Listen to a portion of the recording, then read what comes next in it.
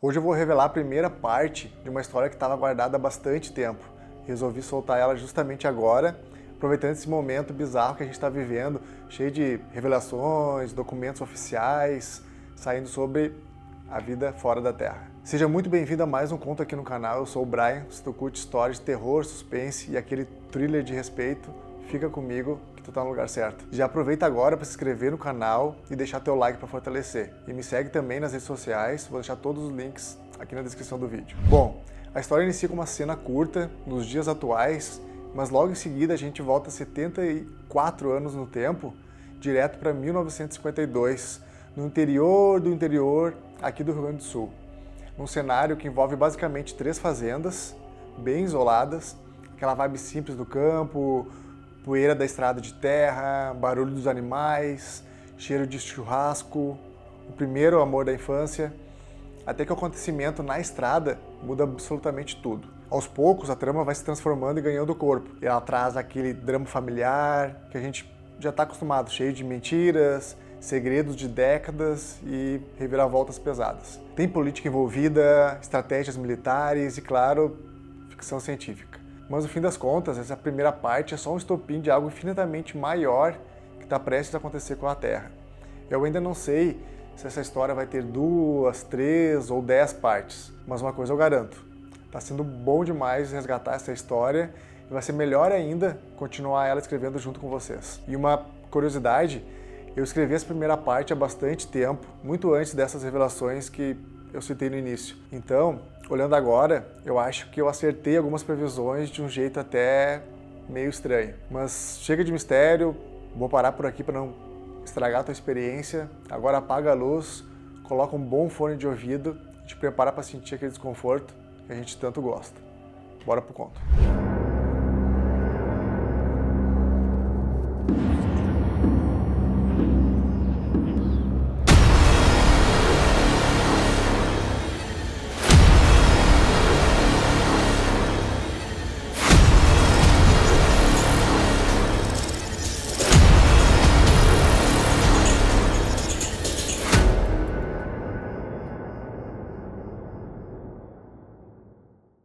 A sala escura parecia engolir tudo, exceto um pequeno círculo de luz do abajur verde que iluminava as páginas do livro.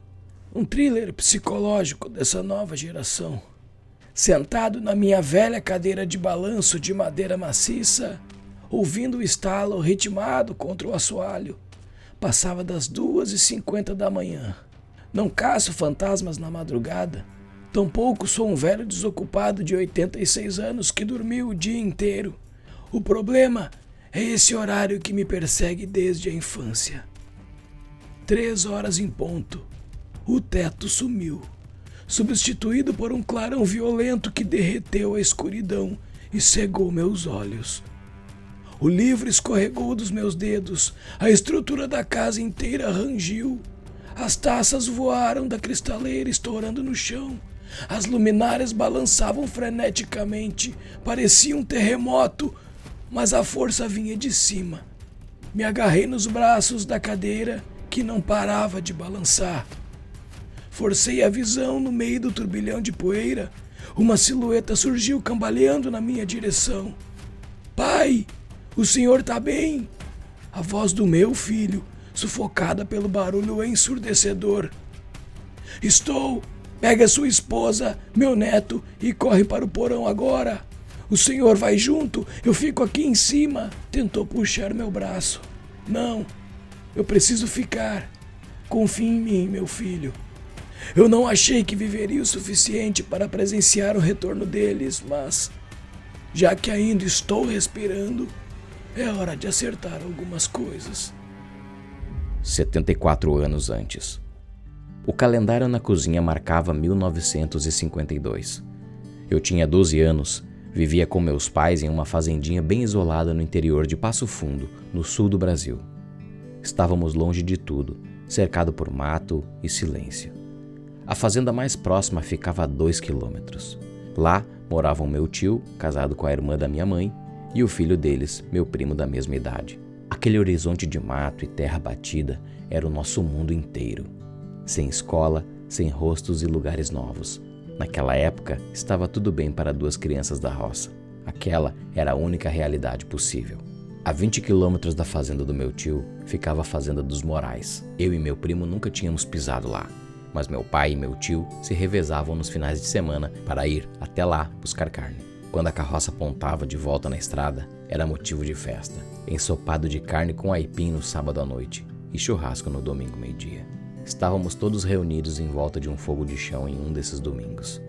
O cheiro da gordura pingando no braseiro sumiu de repente, quando o som de cascos e rodas de madeira pesada ecoou ao longe. Uma carroça imensa surgiu no horizonte. Meu pai e meu tio trocaram um olhar rápido. O ar pesou. O nervosismo deles foi tão nítido que congelou a conversa. Entrem todos para dentro, ordenou meu pai. Ah não, pai. Quero ver aquela carroça de perto. Nunca vi uma daquele tamanho. Para dentro de casa, os dois, agora. Fingi obedecer, arrastando os pés na poeira lentamente em direção à casa. Assim que pisei no primeiro degrau, vi meu primo na janela. Me olhava com os olhos esbugalhados. Pisquei para ele, dei meia volta para perto do meu pai e me escondi atrás de uma árvore. A carroça parou, levantando uma névoa de poeira. Eram os Morais. Bom dia, vizinho, cumprimentou o velho Morais com a voz firme. Dia, senhor Morais, respondeu meu pai com a voz trêmula. Estamos de passagem para a cidade. Resolvemos esticar o caminho para conhecer as terras do amigo. Claro, fiquem à vontade. A carne está no fogo. O churrasco do meu pai é o melhor do mundo, respondi empolgado. Meu pai se virou com um semblante que era raro. Senti a fúria no olhar dele. A surra mais tarde seria memorável. Mas o meu foco mudou no milésimo seguinte. No banco de trás da carroça, a filha do velho Morais me encarava. Era um olhar frio, de completo desinteresse. Eu nem consegui disfarçar. Senti um nó no estômago. Nunca tinha visto uma guria da minha idade. E logo na minha primeira, já descobri o que era a tal da paixão. Durante o churrasco, tentei puxar assunto algumas vezes. Ela nem abria a boca. Desanimado e incomodado, caminhei até o pé de uma bergamoteira. Tirei meu estilingue do bolso, catei uma pedra perfeita. Puxei o elástico até o fim. Mirei na lata de conserva que eu tinha pendurado num galho alto e soltei. O estalo do metal ecoou no pátio. Todos se assustaram e depois riram muito, exceto meu pai. Continuou sério, limpando a faca na ponta do avental. Dei as costas para todos, resmungando baixinho que era por isso que não recebíamos visita. Pode me ensinar a atirar com esse negócio? A voz suave quebrou meus pensamentos. Olhei para trás e a filha do velho Morais estava ali. É só puxar o elástico e soltar, respondi tentando ser durão. Mas o coração parecia querer sair pela boca. Me mostra, disse ela. Passamos os 10 minutos seguintes tentando derrubar as bergamotas. A cada uma que despencava, ela soltava uma gargalhada, pulando com os pés descalços. Nem de longe parecia aquela guria rabugenta. Maria, precisamos ir. O grito do velho Morais cortou a brincadeira. Ela limpou as mãos na roupa, sorriu e me deu um abraço rápido. Quando se virou para ir, segurei a ponta dos seus dedos e com delicadeza soltei o estilingue na mão dela. Fica com ele para treinar, depois tu me devolve. 2 meses se passaram e aquela tarde não saía da minha cabeça. Perdi a vontade de brincar e até mesmo a fome. Só cumpria os serviços da fazenda porque meu pai me obrigava. Nas noites em que a insônia apertava, eu descia até a cozinha para esquentar uma caneca de leite. Numa dessas madrugadas, sentado na cozinha, precisamente às 2h50, ouvi ao longe o bip do relógio de pulso do meu pai. Segundos depois, ele aparece na cozinha. O que tá fazendo acordado a essa hora, guri? Depois, não vem me falar que tá cansado. Perdi o sono, pai. Vim tomar um leite morno. Por que o senhor não arruma esse relógio ou coloca fora? Desperta todas as noites no mesmo horário. Não tem conserto, ele respondeu seco. Eu já me acostumei com o barulho. Já que está de pé, antes do dia clarear, vai até a fazenda do teu tio e traz o meu serrote de volta. Ele levou e esqueceu de devolver. A caminhada pela estrada de chão batido foi um alívio e uma tortura ao mesmo tempo. Alívio por escapar do trabalho e tortura porque a cada árvore no caminho me lembrava do sorriso da Maria. Quando cheguei lá, meu tio não estava. Encontrei meu primo no galpão. E aí, primo, cadê o tio? Foi buscar a carne lá nos Morais. Sabe onde está o serrote do meu pai? Nem ideia. Espero o pai voltar. Ficamos ali conversando e tentando adivinhar o que teria para a janta. Ensopado de carne com aipim ou polenta com carne de porco? Será que a fazenda dos Morais é muito longe daqui? Pensei em voz alta. Deve ser. Nossos pais demoram um dia inteiro para ir e voltar. Se bem que eles vão devagar para não judiar dos cavalos. A carroça é pesada. Levantei num salto, limpando as mãos na calça de brim. Vou indo, primo. Amanhã eu volto para buscar o serrote.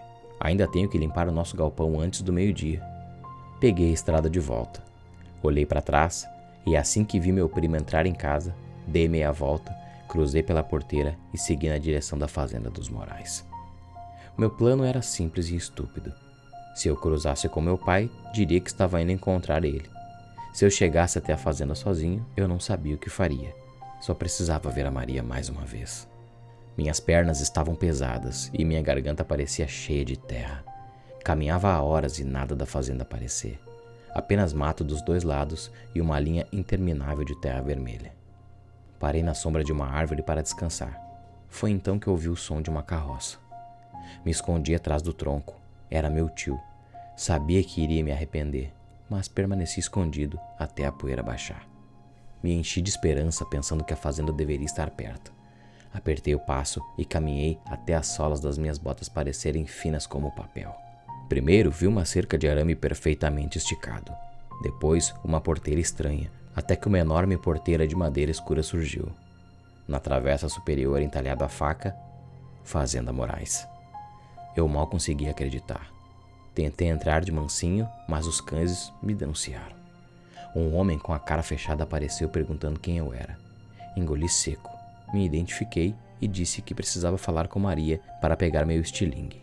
Ele me mediu de cima a baixo, cuspiu no chão e pediu para que eu acompanhasse até a casa principal. Era um casarão enorme. Sentei em um sofá bonito e confortável.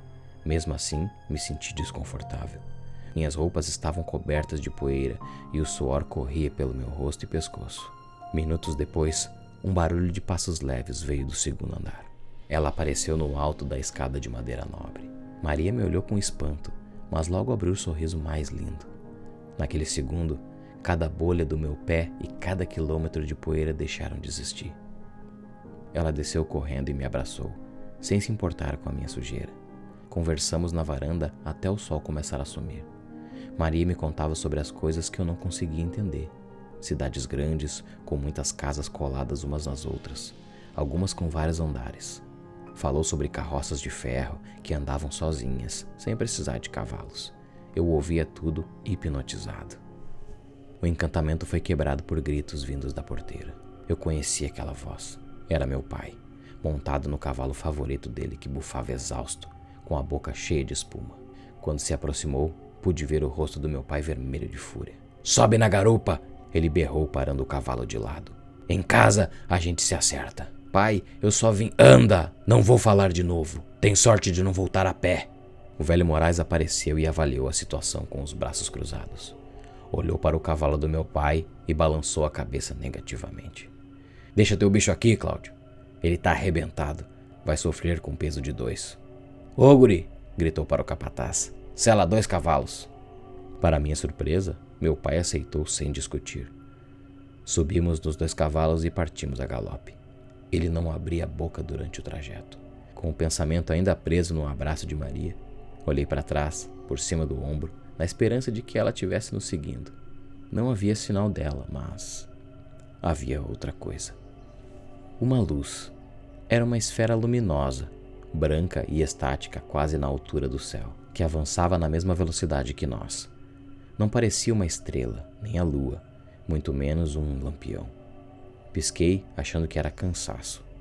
Olhei de novo e ela continuava lá, só que mais baixa e agora mais perto. "Pai!" chamei. Nenhuma resposta. "Pai, olha!"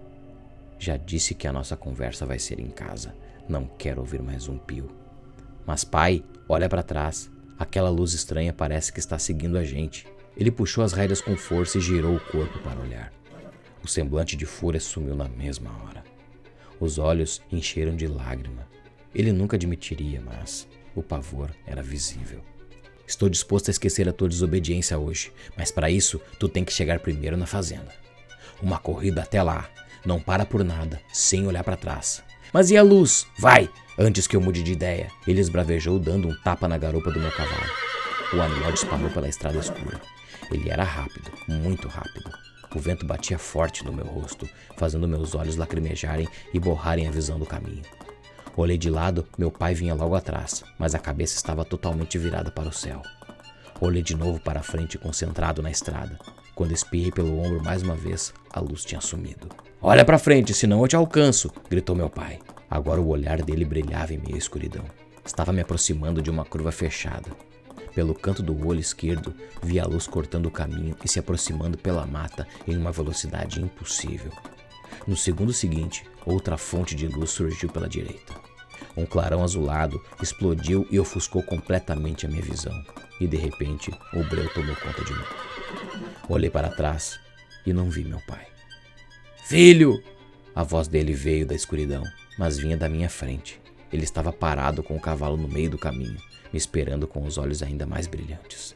Fiquei paralisado. Não entendi como ele tinha me ultrapassado. Não fazia sentido. Mas a necessidade do perdão falou mais alto.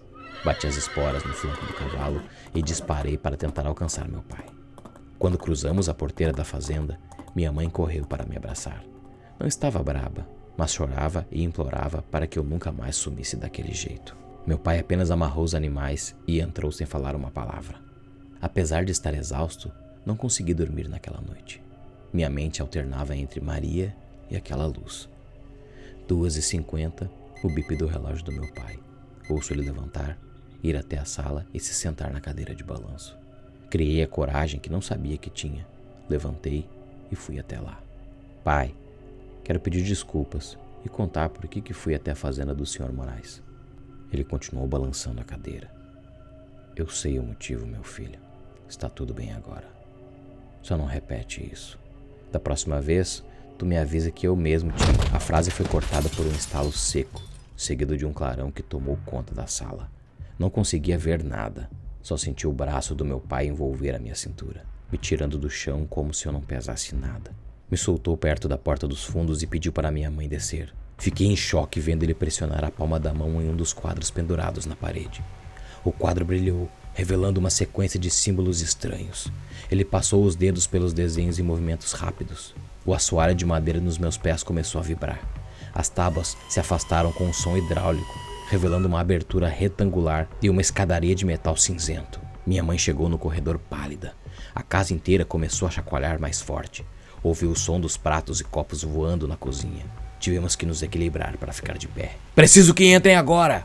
Meu pai disse com a voz firme, sem qualquer sinal de pânico. Só saiam quando o relógio tocar de novo. Apertem o botão azul que a comporta vai abrir. Fiquem calmos. Estão seguros aqui embaixo. Depois eu explico tudo. Ele tirou o relógio e prendeu no meu pulso com firmeza. Descemos as escadas com receio. A última imagem que tive foi do meu pai tocando os símbolos até a comporta de metal começar a se fechar. O silêncio era absoluto. Era uma sala cinza, feita de um material que não parecia ferro e nem pedra. Em alguns pontos, as paredes eram cobertas por símbolos estranhos em relevo, que brilhavam levemente. Não havia móveis, mesa, cadeira, nada. Apenas 2 portas em formato de triângulo, lado a lado na parede oposta. Tentei abrir por um tempo. Procurei maçaneta ou algo para puxar, mas estavam lacradas. O tempo lá dentro parecia esticado, até que o relógio começou a bipar. Olhei o visor, dessa vez não eram 2h50. O ponteiro marcava 8 horas. Pressionei o botão azul e a comporta pesada se abriu. Um cheiro forte de queimado e terra virada entrou. Meu tio estava ali, nos esperando de pé no meio dos escombros. A casa tinha sido quase que completamente destruída. Metade do telhado havia sumido. As paredes de madeira estavam lascadas e os móveis eram apenas gravetos no chão, exceto a cadeira de balanço que permaneceu intocada. O que aconteceu aqui, tio? Cadê a casa? Preciso conversar com a tua mãe primeiro. Quando tu for mais velho, a gente conversa. Fiquem tranquilos. O pior já passou. Como assim, tio? Cadê meu pai? Ele olhou para os lados com um olhar perdido. Ele precisou viajar. Mais tarde tu vai entender. O tal mais tarde custou 10 anos para chegar. Aos 14 anos, virei as costas para aquela fazenda e para aquele lugar isolado. Meu tio tentou me segurar, mas a curiosidade foi maior. Fui atrás das grandes cidades e das tais carroças sem cavalo que a Maria tinha descrito na varanda. Descobri que o mundo era infinitamente maior do que aquele punhado de fazendas isoladas. Foi o anestésico que eu usei para suportar o sumiço do meu pai. Até mesmo consegui me sentir feliz e encantado com tudo aquilo. Estudar e trabalhar durante o dia inteiro se tornou normal e até prazeroso. Mas eu nunca cortei os laços. Sempre voltava para ajudar na reforma da casa e para visitar minha mãe, meu tio, meu primo e a Maria. Nos casamos assim que o velho Moraes deu a bênção. Tínhamos 19 anos. Em uma dessas visitas, meu tio aproveitou que as mulheres tinham ido até a fazenda dos Moraes para tomar chá e me chamou para conversar. Pedro, teu pai me fez jurar que esperaria 10 anos antes de ter essa conversa. Preciso que ouça com atenção. Nada do que vou falar é brincadeira. Temos que falar lá embaixo. Lá embaixo? Senti um arrepio na espinha. Tu não vai abrir aquela porta. Não quero limpar entulho e arrumar o piso outra vez. Fiquei brincando para tentar amenizar o nervosismo. Pedro, isso é sério. Meu tio se aproximou de um quadro na parede e repetiu os mesmos movimentos com a mão que meu pai tinha feito no passado. Lá vamos nós outra vez, resmunguei, descendo os degraus cinzentos. Lá embaixo, ele tocou alguns daqueles símbolos e uma das portas triangulares deslizou. Um corredor longo surgiu, tomado por uma luz branca que parecia sair das próprias paredes. Seguimos por ele até chegar em uma porta de vidro escuro e metal. A porta se abriu automaticamente e entramos. O espaço lá dentro era maior que a nossa casa inteira. No centro havia uma grande bancada octagonal que flutuava a alguns centímetros do chão. Mais à frente, 2 poltronas de metal com apenas um forro fino de um material que eu não conseguia identificar. Que diabo de lugar é esse, tio? Essa é a verdadeira casa do teu pai. Falou como se fosse algo normal. Sabe as histórias que o povo conta sobre criaturas que não parecem desse mundo? Sobre luzes estranhas no céu, assim como aquela que tu viu quando era criança? Esses mitos surgem porque elas não sabem explicar o que não conseguem compreender. O senhor está querendo me dizer que isso aqui é uma nave e que meu pai é um extraterrestre? O que o senhor andou usando esses últimos anos? Eu te avisei que não era brincadeira. Vou mostrar algumas imagens nessa mesa central. Não te assusta. Presta muita atenção e reage como um homem feito. Ele fez alguns movimentos com as mãos. Uma luz azul subiu e algumas imagens tridimensionais flutuaram na minha frente. Ele movia com os dedos como se arrastasse folhas ao vento. Eram imagens de áreas gigantescas, com várias estruturas parecendo casas de metal negro. A última imagem me fez sentir aquele arrepio mais uma vez. Eram 2 criaturas de pé, como se fossem humanos, mas tinham aquela pele aparentemente grossa e avermelhada. E o rosto parecia um lagarto, mas ainda assim com feições humanas. Na mesma imagem, atrás deles, 2 criaturas cinzentas, magras, mais altas, cabeças grandes e olhos negros enormes, sem pupila. Mesmo descrente, o choque me travou. Mas ao mesmo tempo fiquei curioso para ouvir tudo que meu tio tinha para falar. Apesar do absurdo, não parecia truque, mas eu não estava preparado para o que viria. Eu sei que vai ser difícil de ouvir e ainda mais de acreditar, mas esses 2 da frente somos eu e seu pai. Para com isso, tio. Onde o senhor quer chegar com essa palhaçada? Pedro, tem muita coisa que tu mereces saber. É? Então vira esse lagartão aí, assim vou acreditar. Não funciona assim. Eu até posso voltar à minha forma original, mas a troca de pele é muito demorada e dolorosa. E ainda assim, eu não voltaria totalmente igual a essa forma humana que estou hoje. Digamos que eu acredite. Então eu também não sou humano. Agora vem a parte mais difícil.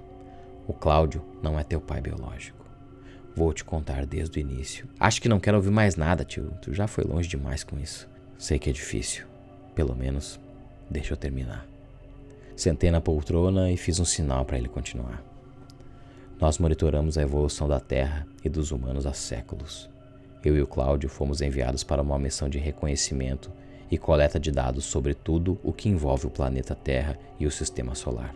Esses 2 que apareceram na imagem são os responsáveis por manterem o sistema da nave funcionando. Essa pele humana que estamos hoje já é o nosso 3º disfarce biológico. E foi com ele que nos apaixonamos pela Terra, pelos humanos e principalmente pela tua mãe e pela tua tia. Ele fez uma pausa. Quando conhecemos elas, já estavam com seus bebês e viviam de caridade aqui no interior. Começamos a enviar relatórios falsos para atrapalhar e atrasar a missão, até que fomos descobertos e depois caçados. A nossa espécie é a mais violenta do nosso povo. Por isso, eles não podem nos encontrar. A batalha revelaria tudo para os humanos e provavelmente o ataque em massa aconteceria. A historinha tá bem contada, mas eu quero uma prova. E também quero saber onde está o homem que me criou. Ele foi capturado naquela noite. Mesmo sendo o maior guerreiro que eu já vi, decidiu não lutar para salvar a vida de vocês. Eu não tenho como provar isso, mas posso provar o que somos. Talvez tu não esteja preparado. Eu já vi isso acontecer. Eu perdi o homem que eu chamava de pai. Tô preparado para tudo. Ele apertou um botão na mesa, soltou uma sequência de sons estalados, como se fossem cliques e consoantes secas. Uma fresta se abriu na parede lateral. Um corredor se iluminou. No final dele, a criatura cinzenta da imagem caminhava na nossa direção. Era mais alta que um jogador de basquete, com os braços passando na linha do quadril. O rosto não tinha nariz, apenas 2 buracos pequenos. Apesar daqueles olhos enormes, era impossível saber para onde estava olhando. Levantei lentamente da poltrona e antes da criatura entrar na sala, corri em direção à porta que entramos. Comecei a apertar aqueles símbolos, dar socos e chutes e a última opção foi gritar. Abre a porra da porta, pelo amor de Deus! Calma, Pedro. Ele está comigo e com seu pai desde o início. Ele que nos mantém seguros, camuflando as nossas assinaturas de energia e escondendo todos os rastros. Aquelas estruturas metálicas na imagem são na verdade nossas casas, que também são naves como essa. Todas que saem do nosso planeta são monitoradas pelo alto comando, e só ele pode nos manter fora do radar. E onde está o outro? Perguntei sem tirar os olhos da criatura. Na minha nave, embaixo da minha fazenda. E por que eles não se transformam em humanos também? Só a minha espécie tem essa habilidade. Meu pai pode estar vivo e com a mesma aparência? Acredito que vivo sim. Não executamos a nossa espécie, mesmo que sejam traidores. Mas com certeza não está mais na forma humana. Olhei mais uma vez para a criatura cinzenta que estava a poucos metros de mim. Ela está me olhando ou não? Entende o que eu falo? Ele vê tudo que está ao redor e entende tudo que tu fala. Só não consegue reproduzir idiomas. Por que estão aqui? E qual é o real plano do teu povo? A missão original era a infiltração. Trazer nosso povo aos poucos, criar colônias subterrâneas e, quando estivéssemos em grande número, eliminar a maioria dos humanos e escravizar os sobreviventes. Mas descobrimos algo. A lua está aos poucos se aproximando da Terra. Em milhares de anos, a Terra não será mais habitável. Para que nossos esforços não fossem em vão, a missão passou a ser coleta. Coleta de quê? De humanos. Capturar e levar para o nosso planeta natal. Escravizar e enviar em naves de exploração para galáxias distantes, para abrir caminho e testar a atmosfera de novos mundos. Mas não é isso que vocês estão fazendo porque precisam de nós, porque a maioria morre ou nunca retorna das missões. Enviando os humanos, nosso povo não precisa mais sangrar.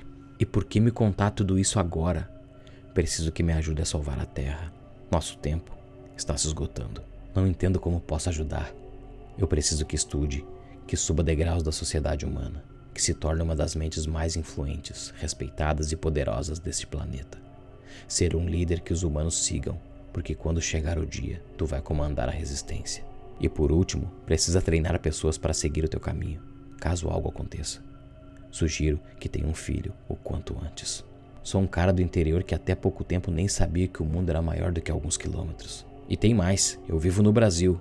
Vamos te ajudar. O cinzento aqui é muito inteligente. Tu vai aprender idiomas em semanas, vai dominar a arte da oratória e descobrir como falar exatamente o que o teu povo quer ouvir. Vamos te entregar novas tecnologias que aos poucos tu vai apresentando para o mundo. Tu não ficou surpreso e deslumbrado ao conhecer uma cidade grande?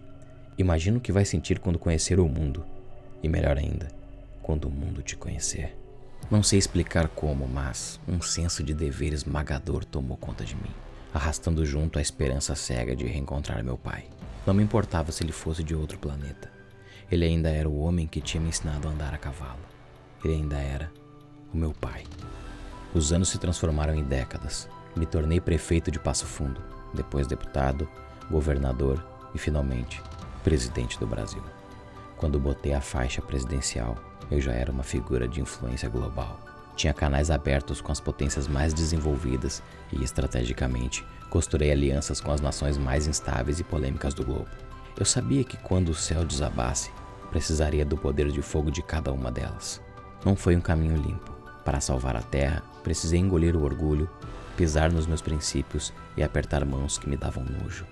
Com o suporte tecnológico do Cinzento, comecei a introduzir ferramentas que a humanidade jamais imaginou criar. Sempre jogando nas sombras. Eu sempre dividi o mérito com bilionários e empresários de fachada, já conhecidos da mídia. A sociedade enlouqueceria se tentasse processar como um único político do sul do Brasil estava revolucionando a física e a computação global. Transformei o Brasil em uma potência intocável e super desenvolvida.